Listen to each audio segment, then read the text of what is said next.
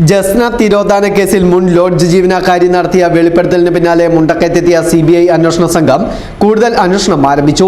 ഇതിന്റെ ഭാഗമായി വെളിപ്പെടുത്തൽ നടത്തിയ മുണ്ടക്കയത്തെ മുൻ ലോഡ്ജ് ജീവനക്കാരിയുടെ മൊഴി CBI സംഘം രേഖപ്പെടുത്തി. 2.5 മണിക്കൂർ സമയമെടുത്താണ് CBI ലോഡ്ജിലെ ജീവനക്കാരിയുടെ മൊഴി രേഖപ്പെടുത്തിയത്. കേസിൽ അന്വേഷണം തുടരുകയാണെന്നും CBI അറിയിച്ചു. വെളിപ്പെടുത്തൽ നടത്തുവാൻ വൈകിയതിന്റെ കാരണവും മൊഴി നൽകിയ ശേഷം മാധ്യമങ്ങളോട് മുൻ ജീവനക്കാരി തുറന്നു പറഞ്ഞു. ലോഡ്ജ് ഉടമയായ ബിജുവുമായുള്ള പ്രശ്നങ്ങളാണ് കാര്യങ്ങൾ തുറന്നു പറയുവാൻ വൈകിപ്പിച്ചത്.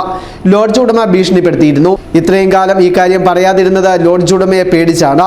വെളിപ്പെടുത്തൽ നടത്തുവാൻ വൈകിയതിൽ കുറ്റബോധമുണ്ടെന്നും ഇവർ പറഞ്ഞു. കാര്യങ്ങൾ തുറന്നു പറയാൻ വൈകിയതിന്റെ കാരണം എന്താ?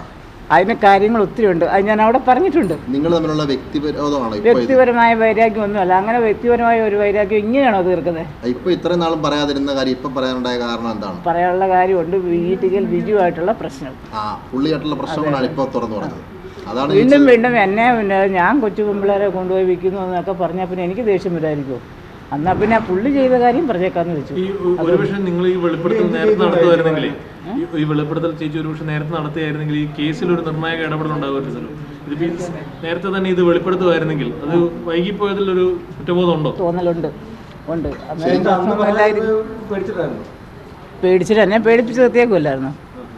അതുകൊണ്ട് കേസ് അന്വേഷണവുമായി ബന്ധപ്പെട്ട ഇന്നലെയാണ് CBI സംഘം മുണ്ടക്കയത്തെത്തി വിവരങ്ങൾ ശേഖരിച്ചത്. മുണ്ടക്കയത്ത് ജസ്നയെ പോലെയുള്ള പെൺകുട്ടിയെ കണ്ടെന്ന് സംശയം തോന്നിയെന്ന് പറയുന്ന ലോഡ്ജിന്റെ ഉടമയുടെ മൊഴി CBI ഇന്നലെ രേഖപ്പെടുത്തിയിരുന്നു. മുണ്ടക്കയത്തും ലോഡ്ജിലും CBI സംഘം പരിശോധനയും നടത്തി. News bureau, Mundakayam.